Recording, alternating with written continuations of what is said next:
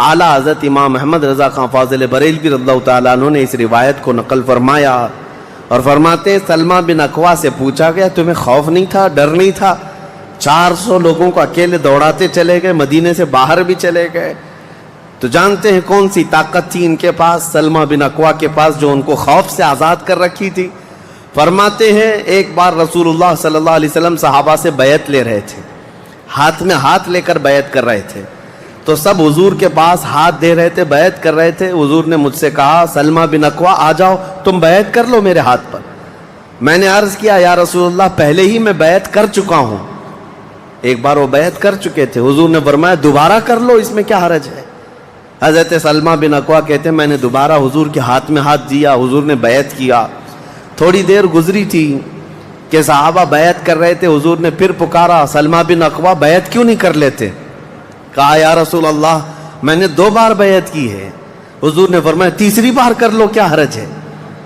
وہ حضرت سلمہ بن اکوع کہتے ہیں میں نے اپنا ہاتھ رسول اللہ کے ہاتھ میں تیسری بار دیا اور بیعت کیا، اور اس کے بعد جب نکلا حضرت سلمہ بن اکوع کہتے ہیں مجھے اس ہاتھ پر اتنا بھروسہ تھا کہ دنیا کی ہر طاقت کو دھول چٹا سکتا تھا، کہ رسول اللہ کے ہاتھ میں دیا ہوا ہاتھ ہے۔ ان کے پاس جو بے خوف ہونے کے لیے کوئی دولت تھی نا، بے باک ان صحابہ کو اگر کوئی چیز بناتی تھی تو یہی چیز ہے عشق مصطفیٰ، محبت مصطفیٰ، جس کو بریلی کے امام نے فرمایا ہے خوف نہ رکھ رضا ذرا تو ہے عبد مصطفیٰ، تیرے لیے امان ہے، تیرے لیے امان ہے۔ کسی شاعر نے کہا تھا کہ دیوان گانے عشق محمد کو دیکھ کر گھبرا گئی ہے گردش دوراں کبھی کبھی۔ حضور کے عاشقوں کو دیکھ کر کے دنیا کی طاقتیں بھی گھبرا جاتی تھیں کہ ان کے پاس ہے کون سی طاقت۔ تو یہ جو چھوٹی سی جنگ واقع ہوئی اس کو ذات القرد کہتے ہیں۔ اس کے 3 دن کے بعد ہی خیبر کی جنگ شروع ہو گئی تھی۔ اب خیبر پر ہم آتے ہیں۔ خیبر کیا ہے؟ تقریباً مدینہ طیبہ سے 320 کلومیٹر دور یا 300 کلومیٹر کے قریب ایک بستی ہے جس کو خیبر کہتے ہیں۔ خیبر یہودیوں کا گڑھ ہے، یہودیوں کا مرکز، اور اس وقت سے لے کر کے حضور صلی اللہ تعالیٰ علیہ وسلم کی مدینہ طیبہ آمد سے بھی کافی پہلے سے خیبر میں یہودیوں نے ایسا اپنا وہ جمایا ہوا تھا کہ پورے عرب کے سب سے بڑے مالدار یہودی خیبر میں رہتے تھے، اور جنگی طاقت بھی سب سے زیادہ ان کے پاس تھی، اور غرور اور گھمنڈ اتنا تھا، پیسوں پر بھی اور جنگ پر بھی، طاقت پر بھی، کہ وہ کسی کو بھی ڈرا دیتے تھے۔ اور جب سے نبی پاک صلی اللہ علیہ وسلم مدینہ طیبہ آئے ان کی دشمنی اتنی بڑھ گئی تھی کہ آپ کو معلوم ہونا چاہیے کہ جو جنگ خندق ہوئی تھی اس کا واقعہ بھی میں نے تفصیل سے بتا دیا۔ مدینہ طیبہ جنگ خندق جس وجہ سے ہوئی اس کا سبب یہودی تھے۔ یہودیوں نے مکہ کے کافروں کو، مشرکوں کو، نجد کے کافروں کو سب کو جمع کیا تھا اور پانی کی طرح پیسہ بہایا تھا جنگ میں۔ 12,000 لوگوں کو رسول اللہ کے خلاف اکٹھا کیا تھا یہودیوں نے۔ یہ خیبر کے یہودی تھے، کیونکہ نبی پاک صلی اللہ تعالیٰ علیہ وسلم جب تشریف لائے تھے 2 قبیلے یہودیوں کے مدینے میں آباد تھے، بنو نزیر اور بنو قریظہ۔ آپ کو میں نے سیرت کے بیان میں یہ بھی بتا دیا تھا، اور یہ دونوں قبیلوں نے حضور صلی اللہ علیہ وسلم کے ساتھ غداری کی تھی، وعدہ خلافی کیا، معاہدہ جو تھا اس کو توڑ دیا۔ اس کی وجہ سے ان یہودیوں کو جو مدینے میں رہتے تھے جلا وطن کر دیا گیا تھا، نکال کر باہر کر دیا گیا۔ تو جتنے مدینے سے نکالے ہوئے یہودی تھے وہ سب خیبر میں جا کر جمع ہو گئے تھے۔ خیبر میں جا کر کے ان لوگوں نے اڈا بنا لیا تھا، اور ڈیلی ان کی صرف اور صرف یہی منصوبہ بندی ہوتی تھی کہ محمد صلی اللہ علیہ وسلم اور ان کے ساتھیوں کو کیسے مارا جائے، کیسے قتل کیا جائے۔ کوئی بھی دور دراز سے اگر چھوٹی سی دشمنی رکھتا تھا رسول اللہ سے تو یہ یہودی خیبر کے پورا کا پورا مال ان کے پاس بھیجتے اور ان کو کھڑا کرتے کہ تم جاؤ، ہم سپورٹ میں ہیں، ہم سپورٹ کریں گے۔ ساری جنگوں میں مشرکوں کا سپورٹ کرتے تھے۔ اب میں آپ کو بتاؤں جن کے دلوں میں اتنا زہر بھرا ہوا تھا رسول اللہ صلی اللہ علیہ وسلم کی دشمنی کا، اب ان لوگوں نے دیکھا کہ یہ اب ان کی طاقت بڑھتی جا رہی ہے، اور بادشاہوں کو تک ان لوگوں نے اسلام پیش کر دیا، اور اسلام اب مکہ مدینے کا نہیں رہ گیا، اب تو ایران بھی چلا گیا ہے، مصر بھی چلا گیا ہے، حبشہ بھی چلا گیا ہے، یمن بھی چلا گیا ہے۔ تو ان کے پیٹ کا درد اور بڑھ گیا، ان لوگوں نے پھر اب فیصلہ کرنا شروع کیا کہ اب سارے لوگوں کو جمع کرتے ہیں. ایک قبیلہ تھا بنو غطفان، یہ مشرکوں کا قبیلہ تھا اور وہ جنگی طاقت بہت زیادہ رکھتے تھے. اس وقت عرب میں وہ نڈر مانے جاتے تھے. یہودیوں نے ان کو بلا کر کے جنگ کا پلان کیا کہ مدینے پر اچانک چڑھائی کریں گے اور تہس نہس کر کے رکھ دیں گے، کسی کو خبر بھی نہ ہو، پورے مدینے کی اینٹ سے اینٹ بجا دیں گے. انہوں نے پلان کیا راتوں رات، لیکن مخبر صادق رسول اللہ صلی اللہ تعالی علیہ وسلم کا حال یہ ہے، اور کوئی غیب کیا تم سے نہاں ہو بھلا. نبی پاک صلی اللہ تعالی علیہ وسلم کو خبر ہوئی کہ یہودیوں نے میٹنگ کی ہے اور راتوں رات مدینے پر چڑھائی کرنے والے ہیں. دوسرے دن حضور پاک صلی اللہ تعالی علیہ وسلم نے صحابہ کو جمع کیا، تو جتنے صحابہ تھے سب جمع ہو گئے. تقریباً 1600 صحابہ تھے. کتنے؟ 1600 صحابہ. 1600 صحابہ مدینہ طیبہ سے نکل پڑے حضور کے ساتھ کہ ان یہودیوں کو خیبر سے نکلنے سے پہلے ان کا راستہ ہم روکیں گے کہ مدینے پر کوئی بھی چڑھائی نہ کر سکے. جب رسول اللہ صلی اللہ علیہ وسلم صحابہ کو لے کر چل پڑے، چال الٹی پڑ گئی. یہودیوں نے یہ سوچا تھا کہ مدینے پر اچانک حملہ ہوگا، کسی کو کانوں کان خبر نہیں ہوگی، لیکن ایسا ہوا کہ 8 دن کے بعد اچانک حضور خیبر پہنچ گئے، ان کو کانوں کان خبر بھی نہیں ہوئی. نبی پاک صلی اللہ تعالی علیہ وسلم صحابہ کے ساتھ جب پہنچے، صبح ہو رہی تھی، خیبر کی وادیوں میں حضور داخل ہو رہے تھے. تو یہودی اپنے اپنے کھیتوں میں کام کرنے کے لیے جا رہے تھے. جیسے ہی مدینے کی فوج کو دیکھا، ہیبت طاری ہو گئی، الٹے قدم اپنے قلعوں میں واپس بھاگتے رہ گئے اور چیخ مارتے رہ گئے کہ محمد بھی آئے ہیں اور مسلمان بھی آئے ہیں. حضور صلی اللہ علیہ وسلم نے ان کی چیخ و پکار کو سنا تو ایک جملہ فرمایا. حضور صلی اللہ علیہ وسلم فرماتے ہیں، جن کافروں کی وادی میں ہم اتر پڑے ان کی صبح خراب ہو ہی جاتی ہے، اور یہ خیبر اب برباد ہوگا. حضور کے الفاظ تھے، جملہ نکلا. صحابہ کرام اتنی جوش سے نعرہ لگا رہے تھے کہ یہودیوں کے سارے قلعے صحابہ کی آواز سے گونجنے لگ گئے. خیبر میں 8 قلعے تھے، 8 مشہور قلعے. انہوں نے بہت مشہور اس وقت کی طاقتور یعنی عمارتیں ایسی بنا رکھی تھیں کہ ان کا یقین تھا کہ کوئی ان قلعوں کو توڑ نہیں سکے گا. اور حد تو یہ ہے کہ آج 1400 سال گزر گئے، ابھی بھی وہ قلعے موجود ہیں، آج بھی موجود ہیں خیبر میں. وہ قلعوں کے باقیات، کھنڈرات ابھی بھی موجود ہیں. اب آپ اندازہ کریں کہ 14 صدیاں گزرنے کے بعد اب بھی وہ قلعے ہیں تو اس وقت کتنے محفوظ رہے ہوں گے، کتنے مضبوط رہے ہوں گے. ان کو بڑا غرور تھا. 8 مشہور قلعے تھے، قلعہ نائم، قلعہ نطات، قلعہ قموس. ان کے نام تھے الگ الگ، ہر قلعہ الگ الگ کاموں کے لیے استعمال ہوتا تھا. اب نبی پاک صلی اللہ تعالی علیہ وسلم خیبر جب پہنچے، 1600 صحابہ ہیں. اب سنیے، ایک قلعہ نائم تھا جس میں سارا ذخیرہ تھا، کھانا پانی اور سب کچھ وہاں پر تھا، اور اس کی ذمہ داری سلام بن مشکم نام کا ایک یہودی، وہ بہت ہی بغض و عداوت میں بھرا ہوا یہودی تھا، اس کے ذمہ تھی. اور قلعہ قموس جو سب سے بڑا قلعہ تھا، اس کی ذمہ داری مرحب نام کے یہودی کے پاس تھی. اور مرحب وہ شخص ہے جس کے بارے میں مشہور تھا کہ وہ 1000 لوگوں سے تنہا لڑ سکتا ہے. 1000 انسانوں کی طاقت تھی جس کے پاس، اس کا نام مرحب تھا. پورے خیبر کے یہودی اس سے ڈرتے تھے. اور قلعہ قموس جو سب سے بڑا قلعہ تھا وہ اس کے انڈر میں ہوا کرتا، سب ان کی تقسیم تھی. اب جب نبی کریم صلی اللہ تعالی علیہ وسلم شروعات فرمائی تو قلعہ نائم جو قریب تھا آبادی سے، اس پر چڑھائی شروع کر دی. تو جو صحابہ وہاں گئے تھے قلعہ نائم، تو صحابہ اکرام کو سخت مصیبت اٹھانی پڑی، کیونکہ اتنی سخت گرمی تھی کہ جس کی وجہ سے حلق میں کانٹے پڑ جاتے تھے پیاس کی شدت سے. کئی صحابہ اس میں شہید ہوئے. آخرکار قلعہ نائم فتح ہو گیا. ایک قلعہ فتح ہوا، دوسرا فتح ہوا، تیسرا فتح ہوا. قلعے اس طرح سے فتح ہونے لگ گئے. یہودیوں کی تعداد میں آپ کو بتاؤں، یہ 1600 صحابہ تھے، اور یہودی اس وقت خود اور قبیلہ بنو غطفان جو مشرکوں کا قبیلہ تھا ان کو بھی جنگ کے لیے اپنے قلعے میں بلا لیا تھا. کل تعداد سب کی ملا کر 8,000 ہو چکی تھی. 8,000 لوگ 1,600 لوگوں سے ڈرے ہوئے سہمے ہوئے قلعوں میں بندے ہیں, کوئی باہر نکلنے کو تیار نہیں. اب اس کے بعد یہ خیبر کا معاملہ بڑھتا گیا. اس میں ہوا یہ کہ آخری جو قلعہ تھا قلعہ قموس, یہ سب کے بس کی بات نہیں تھی.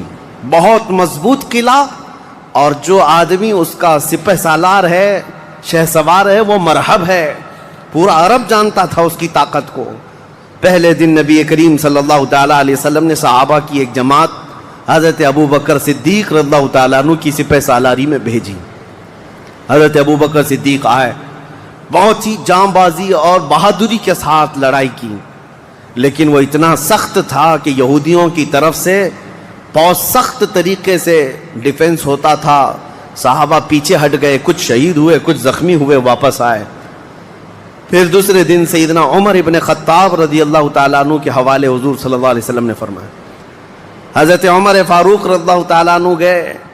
صحابہ کی ایک جماعت تھی, لیکن آج کا دن اور زیادہ سخت ہو گیا. سارے یہودیوں نے اپنی طاقت جھونک دی قلعہ قموس کو بچانے کے لیے. حضرت عمر فاروق رضی اللہ تعالیٰ عنہ صحابہ کی جماعت کو لے کر شام میں واپس آ گئے. اب یہ محاصرہ بڑھ گیا. 20 دن چلا کنٹینیو محاصرہ ان قلعوں کا, لیکن فتح ہونے کا نام نہیں تھا.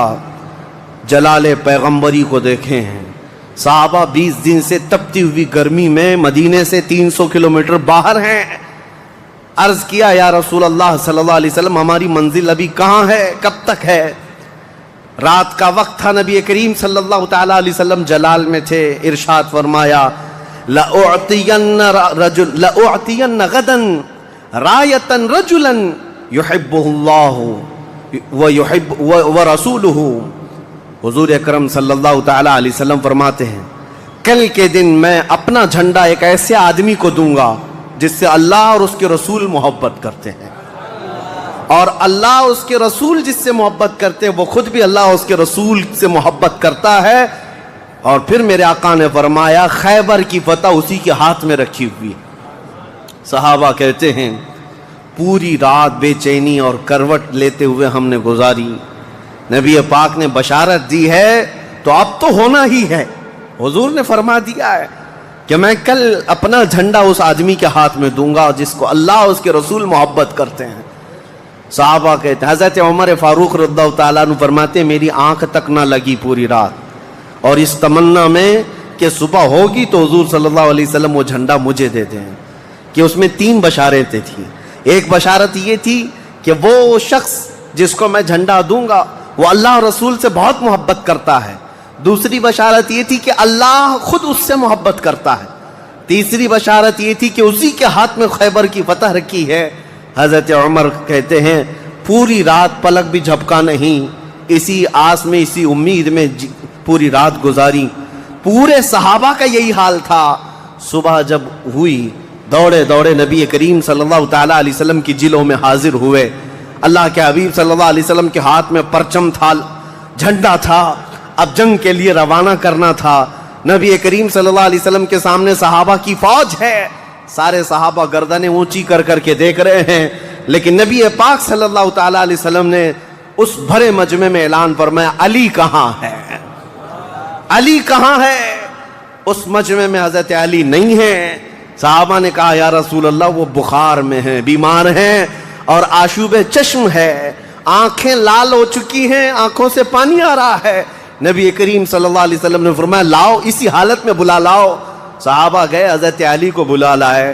بخار کی حالت میں ہیں, آنکھوں میں آشوب ہے, سرخی آ چکی ہے. نبی کریم صلی اللہ علیہ وسلم نے قریب بلایا, اپنا لعاب پاک نکال کر ان کی آنکھوں میں لگایا. حضرت علی فرماتے ہیں مجھے ایسا لگا کبھی آنکھوں میں کوئی مرض آیا ہی نہیں تھا, بخار بھی نہیں تھا.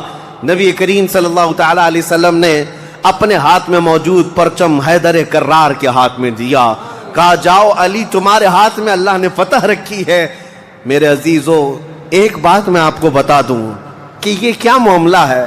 جب رسول کریم صلی اللہ تعالیٰ علیہ وسلم کو یہ معلوم ہے کہ حضرت علی کے ہاتھ میں ہی یہ جنگ فتح ہونی ہے تو پہلے دن کسی اور کو کیوں بھیجا, دوسرے دن اور صحابی کو بھیجا. یہ 20 دن کا محاصرہ کس بات کا تھا؟ یہ سارے معاملات کس لیے تھے؟ ایک بات یاد رکھیں، فتح اسلام کے حق میں ہے اور غالب اسلام ہو کر رہے گا، لیکن قدرت کا قانون یہ ہے، جیسے معراج میں بھی آپ کو معلوم ہے نمازیں تو 5 ہی ہونی تھی، لیکن 9 مرتبہ حضور صلی اللہ علیہ وسلم کو آنا جانا کیوں رکھا گیا؟ خدا کی قدرت کا قانون یہ ہے کہ پہلے اسباب کی طرف دیکھو، بعد میں اسباب کا خالق خود تمہارے لیے راستے پیدا فرمائے گا۔ جنگ تو فتح ہونی ہی ہے، لیکن تمہیں اسٹرگل کرنا پڑے گا، میدان میں مشکلیں اٹھانی پڑیں گی، بعد میں فتح تو تمہارے ہاتھ میں اللہ نے دی ہے۔ حضرت علی کرم اللہ وجہہ الکریم اپنے ہاتھ میں پرچم لے کر کے جب قلعہ قموس کی طرف بڑھتے ہیں، جانتے ہیں وہ تاریخ کا وہ عظیم دن ہے، محرم کی غالباً 9ویں تاریخ ہے۔ میں نے شروع میں ہی کہا کہ یہ ایک تاریخ کا ایسا حصہ ہے جس سے ساری باتیں آگے کی فتوحات جڑی ہوئی ہیں۔ کیوں؟ میں آپ کو بتاتا ہوں۔ حضرت علی جس انداز سے جا رہے تھے، اس وقت لوگوں کے اندر ہیبت طاری تھی، صحابہ آپ کے ساتھ تھے۔ جیسے ہی قلعہ قموس کے پاس گئے، سیدھے حضرت علی کرم اللہ وجہہ الکریم نے للکار کر کے مرحب یہودی کو بلایا کہ باہر آ جا اپنے قلعے سے اور مجھ سے مقابلہ کر۔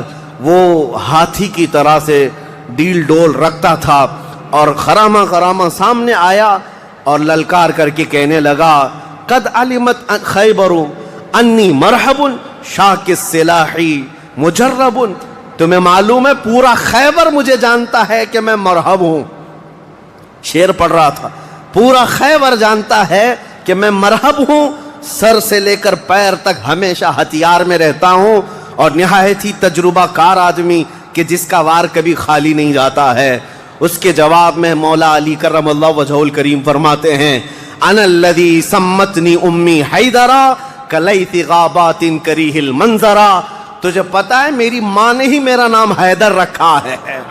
حیدر کا مطلب ہوتا ہے شیر، میری ماں نے میرا نام حیدر رکھا ہے، کلیث غابات کریہ المنظرا، ہیبت ناک شیر جب بھوک کی وجہ سے کچھار میں دہاڑتا ہے اس کو حیدر کہا جاتا ہے۔ جب یہ رجزی اشعار کا تبادلہ ہو رہا تھا، وہ یہودی مرحب جو سر پر ٹوپی پہنتا تھا، ویسی ٹوپی لوہے کی کسی کے پاس تھی نہیں، جسم پر جو لوہے کا خود لباس ہوتا تھا ویسا لباس کسی کے پاس نہیں تھا۔ مقابلے میں وہ آیا اور اس نے حضرت علی کرم اللہ وجہہ الکریم پر بہت تیز وار کی، لیکن وار خالی گیا۔ حضرت علی کرم اللہ وجہہ الکریم پر کوئی وار نہیں آیا۔ پلٹ کر جب حیدر کرار نے وار ماری تو اس کی خود کو ٹوپی کو کاٹتا ہوا یہاں تک کہ اس کے جبڑوں تک حضرت علی کی تلوار آ گئی، اس کے دانتوں کو تک کاٹتی ہوئی آ گئی۔ اس کے بعد دوسرا وار بھی نہیں پڑا تھا کہ مرحب زمین پر ڈھیر ہو کر تڑپنے لگ گیا۔ اتنا ہی نہیں ہے کہ یہ منظر دیکھ کر کے جتنے یہودی تھے سب کے سب ٹوٹ پڑے۔ کس پر؟ حیدر کرار پر۔ اکیلے بطل جلیل ہیں، جس طرف سے آتے تھے صحابہ کہتے ہیں حضرت علی کی تلوار اس دن جو چمک رہی تھی ہمارے جسموں میں ہیبت طاری تھی، کبھی ادھر چمکتی ہے کبھی ادھر چمکتی ہے۔ آپ کو پتا ہے ایک لقب آپ کا کرار ہے۔ کرار کا مطلب کیا ہوتا ہے؟ پلٹ پلٹ کر کے حملہ کرنے والا، اور ایسا حملہ کرنے والا کہ سامنے والے کو سنبھلنے کا موقع بھی نہیں دیتا۔ حضرت علی کی تلوار نے اتنے وار کیے کہ یہودیوں کی صفیں درہم برہم ہو گئی۔ بعض تو لوگوں نے یہ سوچا کہ جان بچانے میں عافیت ہے، جب ہمارا سردار ڈھیر ہو کر تڑپ رہا ہے ہمیں اس سے مقابلے کی کیا تاو ہے۔ بڑھتے گئے حضرت علی، سیدھے قلعہ قموس جو تھا وہاں جا کر کے کھڑے ہو گئے تو یہودیوں میں ایک اعلان ہوا کہ اگر یہ علی بن ابی طالب قلعے کے اندر گھس گیا تو خیبر قیامت تک ہمارے ہاتھ میں نہیں آ سکتا، اپنی طاقت لگا دو۔ سارے یہودی ٹوٹ پڑے، جتنی فوجیں تھی ٹوٹ پڑی۔ جانتے ہیں حضرت علی اپنا ڈیفنس کیسا کر رہے تھے، اپنے بچاؤ کے لیے کیا کر رہے تھے؟ قلعہ قموس کے دروازے کو جو پھاٹک تھا ایک ہاتھ سے اکھاڑ دیا اور بائیں ہاتھ سے صرف دروازہ پکڑتے تھے، سیدھے ہاتھ سے تلوار سے حملہ کیا کرتے تھے۔ ایک ہاتھ میں دروازہ لے کر کے ڈیفنس کر رہے ہیں، ڈھال بنائے ہوئے ہیں، جہاں سے تیر آئے یا تلوار آئے اس دروازے سے آپ نے اپنے آپ کا ڈیفنس کیا ہے۔ صحابہ کہتے ہم دیکھتے رہے وہ دروازے کو ایسے اپنے ہاتھ میں نچا رہے تھے جیسے کوئی چھوٹا کھلونا اپنے ہاتھ میں نچایا جاتا ہے۔ حضرت علی کرم اللہ وجہہ الکریم نے اس قلعے کا پھاٹک توڑ دیا جس کو 20 دنوں سے صحابہ جا کر کے آ رہے تھے، توڑ نہ سکے تھے۔ پھر اس کے بعد جب جنگ ٹھنڈی ہوئی، بعض لوگ یہ کہتے ہیں کہ قلعے کا پھاٹک اٹھا کر کے پھینک دیا، پھینکا نہیں، پوری جنگ بھر حضرت علی اس دروازے کو پکڑ کر کے جنگ کرتے رہے اور قلعے کے اس دروازے کو اپنی ڈھال بنائے رہے۔ جب یہودی سرد پڑ گئے، ٹھنڈے پڑ گئے، تو اس قلعے کے دروازے کو آپ نے اٹھا کر پھینک دیا۔ صحابہ کہتے ہیں ہم بعد میں، چونکہ وہ راستے میں پڑا تھا، اٹھانے کے لیے گئے تو 40 صحابہ مل کر کے اس دروازے کو اٹھا نہ پا رہے تھے۔ جو تنہا حیدر کرار اتنی دیر تک اپنے ہاتھ میں لے کر کے لڑتے رہے۔ کون ہے یہ حیدر کرار؟ یہ وہی حیدر کرار ہے جب رسول اللہ صلی اللہ علیہ وسلم نے مکہ مکرمہ میں سب سے پہلے اسلام کی دعوت دی تھی تو مکہ والوں نے انکار کیا تھا۔ 9 سال کا ایک بچہ کھڑا ہوا تھا، کہا یا رسول اللہ میں آپ کے دین کی حمایت کروں گا۔ پتلی پتلی ٹانگیں تھی، کمزوری تھی۔ رسول اللہ نے اس 9 سال کے بچے کو دیکھا اور سینے سے لگایا اور بارگاہ رب العزت میں عرض کیا کہ مولا اس کی ٹانگوں میں اور اس کی بازوؤں میں تو طاقت عطا فرما۔ وہ 9 سال کا بچہ جب 25 سال کا ہو گیا تو فاتح خیبر بن کر کے نکلا، حیدر کرار بن کر کے نکلا۔ اسی لیے سچ کہا ہے جس نے کہا ہے شاہ مرداں شیر یزداں قوت پروردگار، لا فتح الا علی لا سیف الا ذوالفقار۔ یہ ہے جس کا مطلب یہ ہوتا ہے فارسی میں شاہ مرداں شیر یزداں، نوجوانوں کا اگر کوئی بادشاہ ہے تو وہ حیدر کرار ہے۔ شیر یزداں اگر اللہ کا کوئی شیر ہے تو حیدر کرار ہے۔ قوت پروردگار، اللہ کی طاقت کا مظہر دیکھنا ہے تو وہ علی بن ابی طالب ہے۔ لا فتح الا علی، سچ کہا جس شاعر نے کہا لا فتح الا علی۔ پورے لوگوں میں اگر جوان کوئی کہانے کے لائق ہے تو وہ علی بن ابی طالب کا نام ہے۔ لا سیف الا ذوالفقار، اور دنیا میں اگر کسی تلوار کو تلوار کہلانے کا حق ہے تو وہ ذوالفقار حیدری کا نام ہے۔ عزیزان گرامی وقار، یہ خیبر فتح ہوا، جیسے یہ خیبر فتح ہوا صحابہ میں اتنا جوش بھر گیا تھا، نہ قلعہ قموس باقی رہا نہ مرحب باقی رہا۔ اور خیبر کو جو مولا علی نے اس وقت توڑا تھا، 14 صدیاں گزر گئی، آج تک یہودیوں کا اس میں داخلہ نہ ہو سکا تھا۔ یہودیوں کو پتا تھا ایک بار علی اس میں داخل ہو گیا تو قیامت تک خیبر ہمارے ہاتھ میں نہ آ سکے گا۔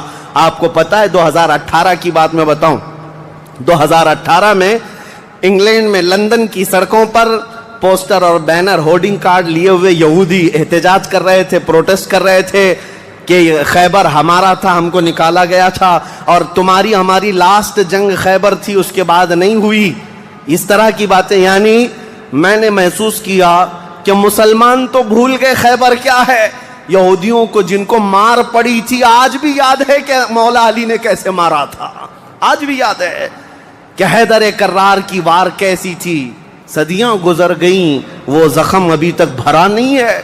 اسی لیے میرے عزیزو، آپ کو دیکھنا چاہیے کہ گریٹر اسرائیل کا نقشہ جو انہوں نے بنایا ہے، اسرائیل جو آج فلسطین کے حصے میں زبردستی قبضہ کیا ہوا ایک چھوٹا سا ملک، ناجائز قبضہ، انہوں نے جو اپنے خوابوں کا ایک نقشہ بنایا ہے کہ اسرائیل کہاں تک ہوگا، انٹرنیٹ پر دیکھیں گے تو آپ محسوس کریں گے انہوں نے گریٹر اسرائیل کا نقشہ جو بنایا اس میں خیبر بھی شامل کیا ہے کہ خیبر تک، مدینے کی وادیوں تک ان کو اسرائیل بنانا ہے۔